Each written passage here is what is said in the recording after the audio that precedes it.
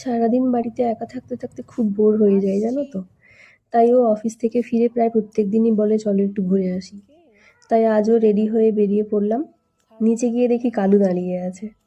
আমরা যতদিন পুজোতে বাড়িতে ছিলাম না, ও ততদিন বাড়ির ভেতরে তো ঢুকতে পারেনি। তাই আসার পর থেকে ও কিছুতেই বাড়ির ভেতরে ঢুকতে চাইছে না। যাই হোক, আজকে আমরা যাচ্ছি, সামনেই একটা ছোট মল আছে, ওখানে কয়েকটা কেনাকাটা করার আছে। তো সেখানে গিয়েই আমার বরের প্রথমেই নজর পড়লো শ্রীজির এই ধূপটা। এটা খুব সুন্দর গন্ধ। এই চন্দন আর কস্তুরি এই দুটো আমরা অ্যাভেলেবেল পাইনি বহুদিন, আমরা এটাই বাড়িতে ব্যবহার করি। তো দুটোই ওই দিন অ্যাভেলেবেল পেয়েছি, তাই দুটোই আমরা নিয়ে নিয়েছি।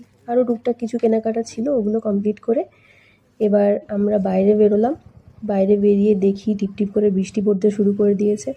আরও প্ল্যান ছিল অন্য কোথাও যাওয়ার, একটু চা খাওয়ার, কিন্তু কিছুই হলো না, কারণ বৃষ্টি পড়তে শুরু করে দিয়েছে। ওর হেলমেট আছে কিন্তু আমার কাছে হেলমেট নেই।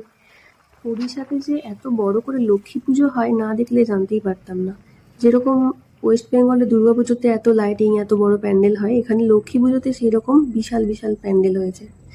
যাই হোক, আমরা ঢুকলাম বাড়িতে।